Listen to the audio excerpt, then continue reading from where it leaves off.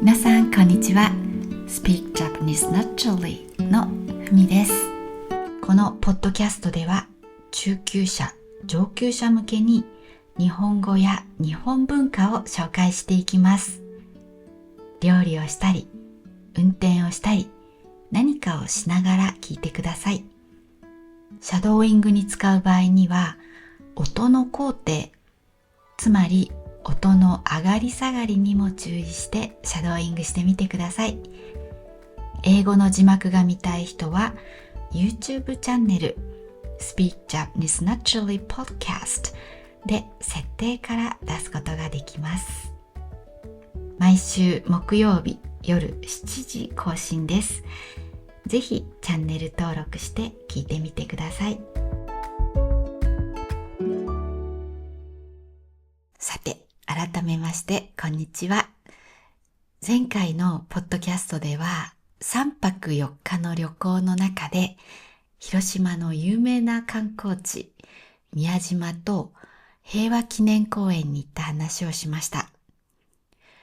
今日は今回の旅行の一番のハイライト、同じく広島の福山と尾道に行った話をします。なぜハイライトかというと、もちろん今回の旅行の一番の目的であり、一番印象に残っているからです。皆さん旅行に行って一番印象に残っているのって人とのやりとりじゃないでしょうか。やりとりっていうのは話をしたりする交流のことですね。お店の人だったり、一緒に行った人かもしれないですけど、そのやりとりの部分じゃないでしょうか。今回私は、福山と尾道でいろんな人と話をしました。で、やっぱりそれが印象に残ってるんですね。なので今日はそういう話をします。じゃあ始めます。2日目の朝からなんですけど、広島市から広島の2番目に大きい市である福山市というところに行きました。福山市はバラの町っていうのが売りです。売りっていうのはセールスポイントのことです。これを見てって、ここがすごいっていう売り込むときに使うことですね。で、福山市はバラの町なので、駅に着いたらバラのアーチとかがありました。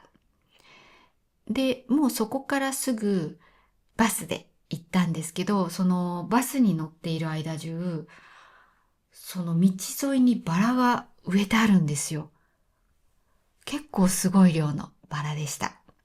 で、そのバスで30分ぐらい行ったところに、鞆の浦という海のそばの綺麗な町がありました。で、まず私はそこに行きました。皆さんジブリの崖の上のポニョっていう映画は見たことありますか？他の作品に比べてあまり有名じゃないかもしれないです。赤い服の女の子というか、元はね、魚なんですけど、ポニョという女の子が出てきます。で、主人公は宗介っていう男の子です。二人とも5歳ぐらいの設定です。で、その宗介の住んでいる町のモデルになったのが鞆の浦なんですね。で、宗介の住んでいる赤い屋根の黄色いお家、可愛いお家が映画に出てくるんですけど、そのモデルになった家もあるって聞いて、ぜひ行ってみたいなと思って行ってきました。バスで行ったんですけど、私はその進行方向、進んでいる方向に向かって右側に座ってて、右側は山だったんです。だから甲府みたいな山だなって思いながら右側の山を見てたんです。沖縄に行った時は高速道路を通った時に生えている木の種類が違ったんで、遠くに来たなって気がしたんですけど、鞆の浦のあたり、つまり広島の辺は木が甲府とかと多分同じような木なんですね。だからなんか甲府にいるみたいだなって思いながら右を見てたら、左の方がパーッと開けて、海が見えたんですよ。感動しました。右は山なのに、左は海なんです。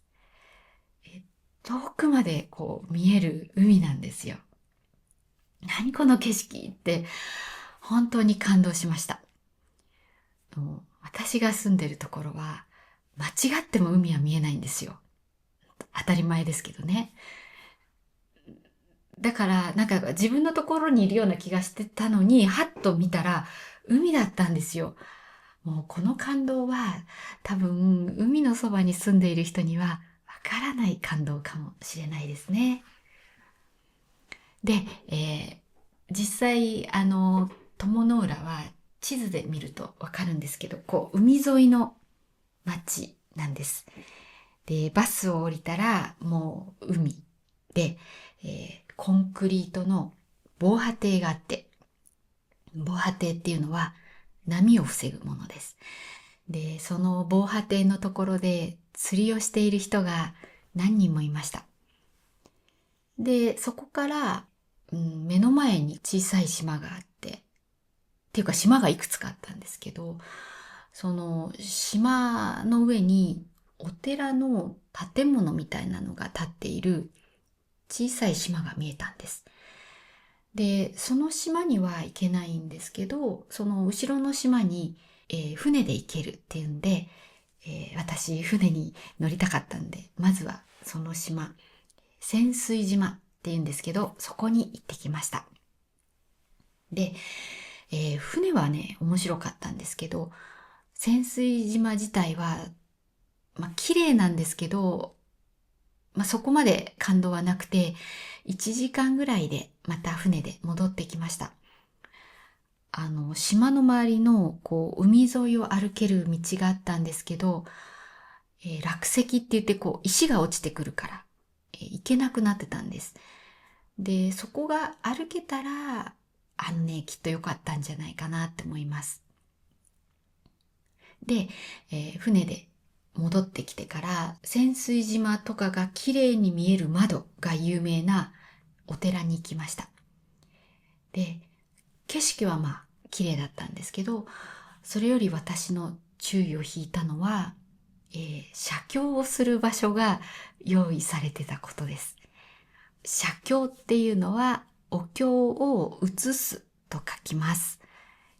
お経っていうのは仏教の教えが書かれたものです。基本的には日本の仏教は中国のものが入ってきているので、お経は漢字で書かれています。で、それを書くんですけど、初心者用は紙にもう最初から薄く字が書いてあるんです。なので、それをなぞる。つまり、すでにある線の上をその通りに字を書くだけなんです。で、そこでは2種類あるって言われて、300字ぐらいを全部書くと1時間半ぐらいかかるものと、もっと簡単なのは、3行ぐらいで、20分もあれば終わるものでした。で、あんまり疲れちゃいけないなと思って、3行ぐらいのにしたんですけど、すっごく楽しかったです。写経は、筆ペンで書きます。筆ペンっていうのは、本物の筆ではなくて、先が、筆になってるんですけど、ペンだから、墨、インクみたいなやつですね。それは、つけなくてもいいんです。ペンの中にもう入っちゃってるんです。で、筆ペンを使ったのがしばらくぶりで、綺麗に書こうって集中するのも、久しぶりで、そういうのがもう全部楽しかったです。皆さんもお寺に行って、もし写経ができるような場所があったらおすすめです。心がね、落ち着きます。で、出来上がりが、字をなぞってるだけだから、すっごく綺麗に見えたんです。で、私、ずいぶん字が上手になったなっていい気になってたら、自分の住所を書く場所があったんですね。で、自分の住所はもちろん自分で書かなきゃいけなかったんですけど、そしたら、その字が汚くて、あの、なぞったところは、なぞったから綺麗だったんだって、がっかりしました。ちょっとね、字が綺麗な人っていうのはね、日本では結構憧れの対象です。で、そこのお寺では、動画は撮れない部分だったんですけど、お金がザクザク入ってくるみたいなお札も売ってたんです。で、それが200円だったんで、つい買っちゃいました。なんかね、楽しいお寺でした。太長老という名前で出てきます。行ったら、ぜひ写経してお札を買ってください。お札3種類あって、どんな夢も叶うっていうお札もありました。その後は、宗介の、黄色い家を見に行きました。映画では崖の上に一軒だけ立っているんですけど、実際はあるお寺、硫黄寺って言うんですけど、そういうお寺に登っていく坂道があるんですが、その道沿いに家がたくさん建っていて、その中の一軒でした。で、ちょっと道の奥にありました。だから本当は家の前とかに行きたかったんですけど、普通の人の家だって聞いてたんで、迷惑だろうなと思って、通り道から撮れる動画を撮りました。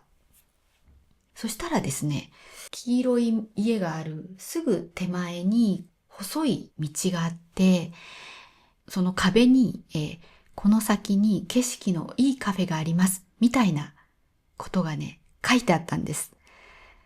で、ただその道が人が一人しか通れないぐらいの細い道で、人の家に続いているように見えたんですね。だから、これ言っていいのかなと思ったんですけど、看板があるから、もし何か言われたら、でも看板があったんでって言い訳できるなと思って、で、そういう細い道はね、いい動画になるので行ってみました。で、本当にね、結構人の家の前みたいのを通って、結構奥まで行ったんです。そしたら、あったんですよ。喫茶店が。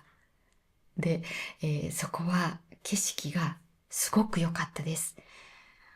高いところにあったんで、港が見下ろせました。で、本当にね、綺麗に見えました。で、そこのお店の人がすごく親切で、私が一人だったからだと思うんですけど、奥さんと旦那さんがそれぞれ来て、いろいろ話をしてくれたんですよ。で、目の前にその見える港を埋め立てるっていうのは土を入れて埋めちゃうことなんですけど、埋め立てて道路を建てる話があったのかな。で、その反対運動をしたなんていう話も聞かせてくれました。あと、なんでか徳川家康の本の話になったんです。私が山梨から来たと言ったからかもしれません。山梨は武田信玄っていう武将が有名なんです。日本は江戸時代になる前はいろんな武将が戦っている時代がありました。戦国時代と言います。戦う国と書いて、戦国です。この時代は男の子とかに人気の時代で、強い武将は有名なんですね。武将っていうのは何でしょうね。武士ですね。侍ですね。それの、トップの人たちが武将で、戦国時代はいろんなところに強い武将がいました。武田信玄も強かったんですけど、最終的に天下を取った。つまり、日本を支配することになったのは、徳川家康という武将でした。で、彼が江戸幕府というのを開いたので、そこから江戸時代が始まります。で、江戸時代はなんと260年間も続きました。日本が近代国家になるまで江戸時代だったということです。で、その徳川家康を主人公にした小説が徳川家康です。で、それがなんかすごくいいって言われて、どういいって言われたのかまたね忘れちゃったんですけど、その時読みたいってすごい思ったんですよ。で、今1巻目を読んでます。でもなんと26巻まである本なんですよ。すごく長いんです。で、もう26冊全部買っちゃったんで、読もうと思うんですけど、一体どれくらいで読み終わるんかなって感じです。今のところすごく面白いです。やっぱ戦国時代って常に戦ってるから、いつ死ぬかわかんないんですよね。で、武将だけじゃなくて、その地域に住んでる農民なんか、もっとひどい目に遭うわけですよね。いや、大変な時代だったんだなって、思いながら読んでいます。で、その喫茶店の方に、ポニョの家はいつも人が住んでいるわけじゃなくて、別荘みたいになっていて、時々しか来ないっていう話も聞きました。そう、別荘っていうのは、例えば夏の間だけ住んだりとかする場所ですね。あと、目の前に海が見えてたんですけど、その海沿いが、宗介が保育園に行く道で、で、例えばあそこにその保育園があるっていう設定みたいな話も、その風景を見ながら教えてもらえて楽しかったです。セレーノっていう喫茶店です。黄色いお家を見に行ったら多分看板が見えるので、行ってみてください。で、その後私はアキさんという方と会う予定になってました。アキさんが福山尾道でホームステイプログラムをやっていて、私はその宣伝をしたかったんで今回、福山と尾道に撮影に行ったんです。で、そのアキさんと、ホームステイを受け入れた、ご夫婦と福山駅で夕飯を食べることになってました。なんで、また駅までバスで戻ろうと思ってたんですけど、バス停の前にお土産屋さんがあったんです。で、私がそのお土産屋さんで息子たちにお土産を買っている間に、バスが来て、そして行っちゃったんですね。そのシーンは動画に残ってるんですけど、本当にびっくりしました。私がね、時間を3分間違えてたのがいけなかったんですけど、いや、さすが日本のバスは時間通りですね。で、アキさんに、次のバスで行きますって言ったら、なんと、友の浦まで車で迎えに来てくれました。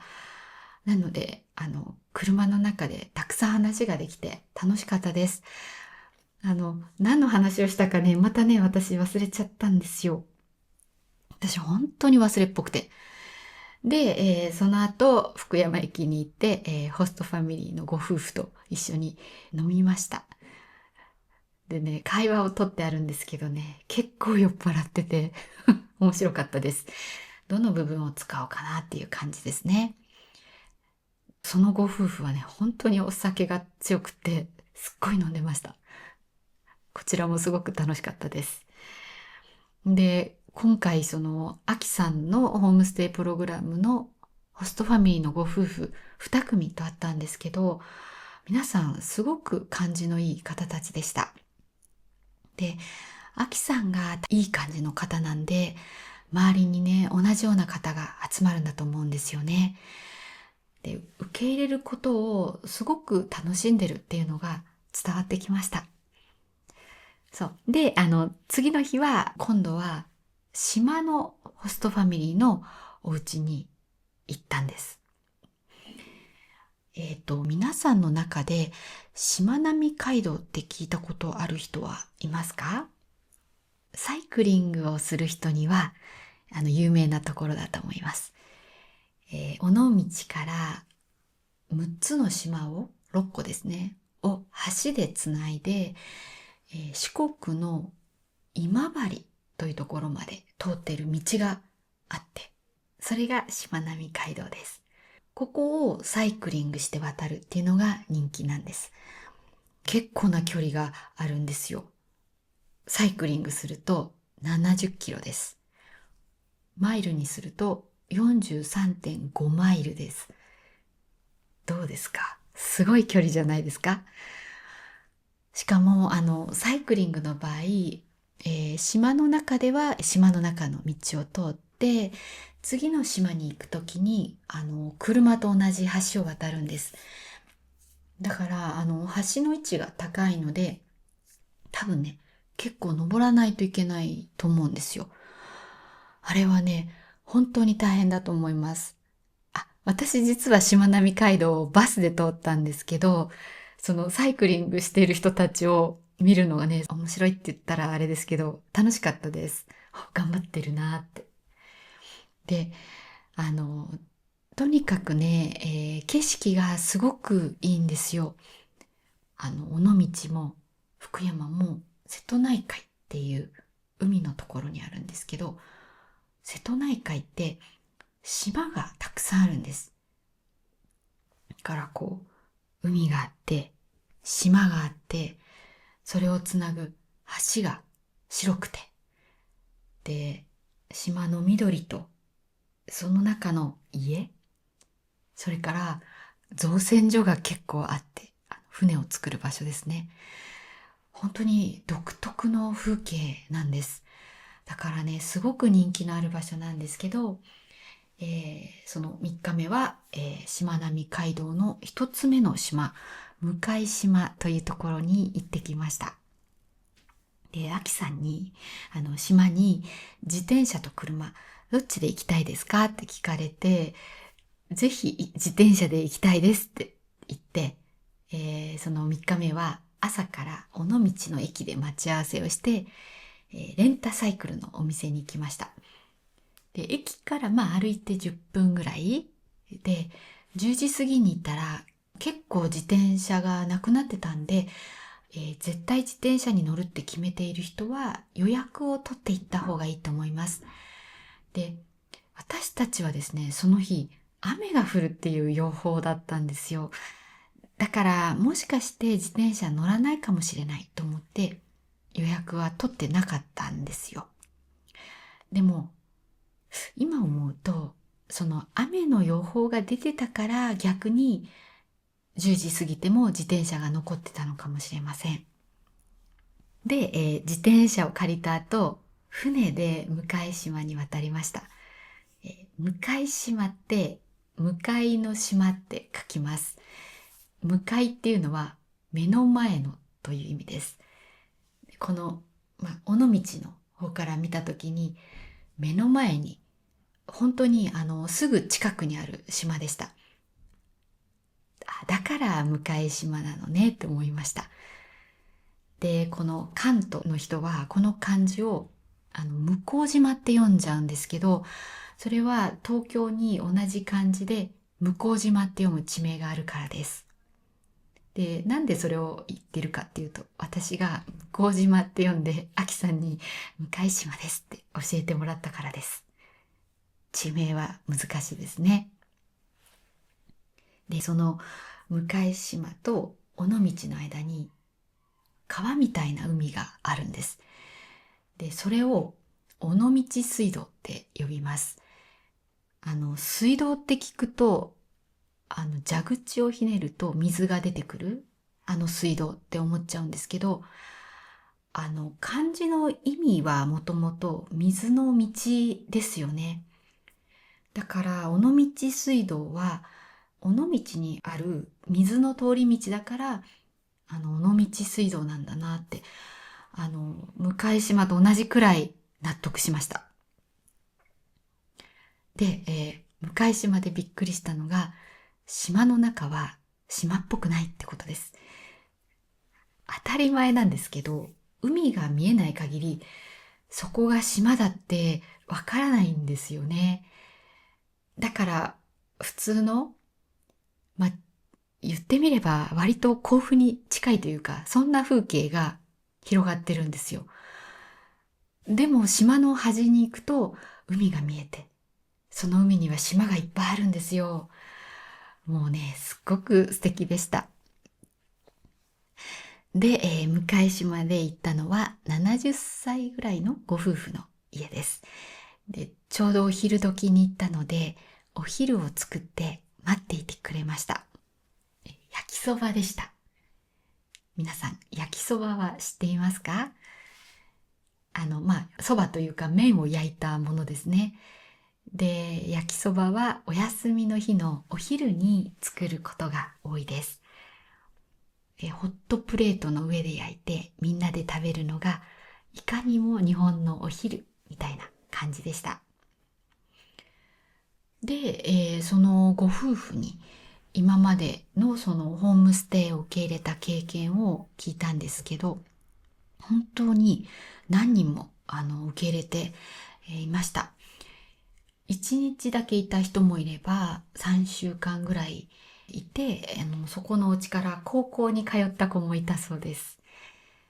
で、奥さんはずっと英語が話せなくてっておっしゃってました。日本語のためのホームステイプログラムなら英語が話せない方が皆さんにとってはねいいと思うんですけどね。ただもしね日本語を話せないしってホームステイとか心配している方は、ホストファミリーの方も英語が話せないって心配してるので、お互い心配しているから大丈夫だと思います。で、あと実際何か問題があれば、アキさんが英語が話せるので、全然大丈夫だと思います。で、ちょっとそのアキさんのホームステイプログラムの宣伝をしますけど、もうね、すっごいおすすめです。人がいいです。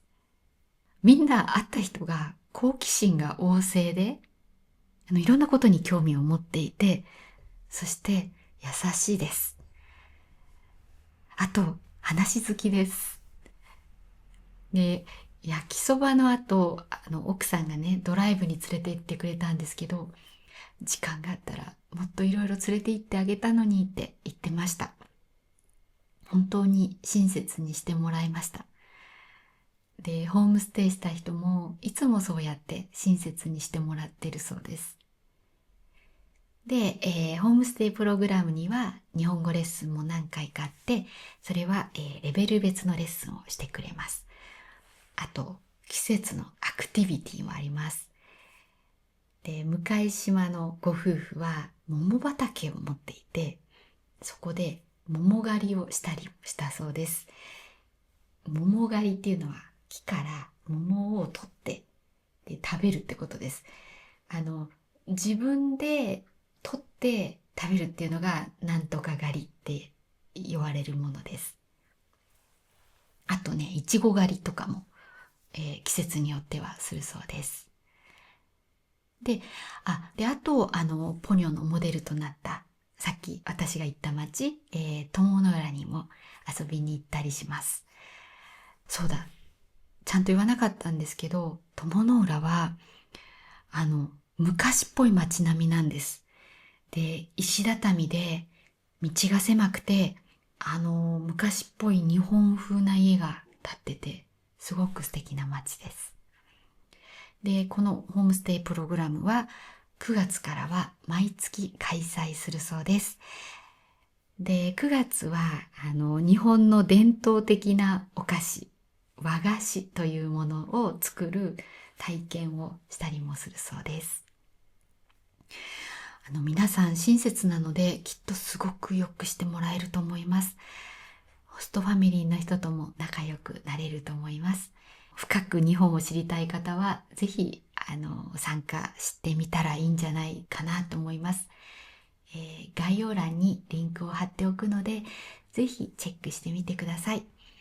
私のクーポンコードを使ってもらうと1万円割引になるんで、ぜひ使ってください。向島に行った時の動画のリンクと友の浦の動画のリンクも概要欄に貼っておきますね。初心者用のチャンネルの動画なので、日本語は簡単かもしれないですけど、風景が綺麗なので、ぜひ見てもらいたいです。じゃあ私の旅の話を最後にちょっと終わらせますと、4日目に、しまなみ海道をバスで通って今治に行って、そこから、松山城っていうお城のある松山、それから道後温泉という有名な温泉に行って、そこから、松山空港に行って飛行機で羽田空港に帰ってきました。ですが、この松山空港で私は絶望の淵に立たされました。絶望ってもう望みがないことです。もうダメっていうことです。何があったかというと、飛行機の出発ゲートで撮影しようかなと思って、いつも使っているカメラを立ち上げたら、フォーマットしていますっていうようなメッセージが出たんですよ。正確なメッセージは忘れたんですけど。そのカメラに SD カードが入っていて、そこにこの4日間のすべての撮影データが入ってたんです。で、フォーマットするってことはよくわからないけど、全部のデータが今この場で失われたのかなと思って、アキさんをはじめみんなによくしてもらったシーンが全部失われたのかなって、もうね、ショックでした。皆さんのね、親切を無駄にしちゃったっていうのが一番だったんですけど、それだけじゃなくて、ここでしか撮れないいいシーンが山ほどあったんですよ。自転車を持って船に乗ったとかね、造船所のクレーンが動いて船を作ってるシーンとか、もう私が一回も見たことのなかったすごい興味深い風景が入ったデータがそのカメラに入ってたんですよ。で、そんな風景はまた来ない限り撮れないわけですよね。でも私はもう帰りの飛行機を待っている状態なんです。もう私はね、何をしてしまったんだろうと思って、実際はね、何もしてないんです。カメラを立ち上げただけなんですけどね。でもね、もう何しちゃったんだろうと思ってね、私は空港で泣きました。静かに泣いてたんでね、誰も気づかないと思うんですけど、もうね、涙が止まらなかったです。で、松山空港から家まで、5時間ぐらい、もうね、ずーっと暗い気持ちで帰りました。で、家に着いたのは夜の12時前ぐらいでした。で、元気になった夫が、車で迎えに来てくれて、私は自転車で駅まで来てたんで、自転車は車に積んで、帰りました。で、まずね、データをチェックしました。そしたら、全部ありました。もうメッセージの意味は何をフォーマットしていたのか、今でもわからないんですけど、もう本当に本当に、ほっとしました。ということで、私の旅行の話はこれでおしまいです。やっぱり一番思い出に残っているのは、アキさんと一緒に自転車乗って島走った時とか、みんなで飲んでいる時とか、お家にお邪魔した時、そして喫茶店の人と話している時、そういう時が一番楽しかったですね。結局、人とのやりとりなんだなって思いました。旅行は一人で行きたい方っていると思うんですよ。で、ぜひそういう方には、一人をどうやって楽しむのか、それをコメントで教えてもらいたいです。よろしくお願いします。最後に、私のサブスクコースの宣伝をして終わりにします。私のサブスクコースでは、日本語の発音、リズム、ピッチアクセント、それからイントネーションなどを教えています。で、会員になってもらうと、毎月発音チャレンジっていうのがあって、言いにくい言葉とか、でもよく使う言葉、そういう文を私が用意して皆さんに読んでもらいます。で、それに対してここをこうするといいですよっていうフィードバックをします。これは本当に役に立つと思うので、ぜひ参加してやってもらいたいです。で、このリンクも貼っておくので、よかったらぜひチェックしてみてください。犬が外で鳴いていて、気が散ってしまいました。皆さん、今日も最後まで聞いてくれてありがとうございました。また、高評価をしたり、友達にシェアしてくださった皆さん、ありがとうございました。聞いてくださる皆さんがいるので、楽しく続けられています。感謝しています。では皆さん、良い一日をお過ごしください。また次の動画でお会いしましょう。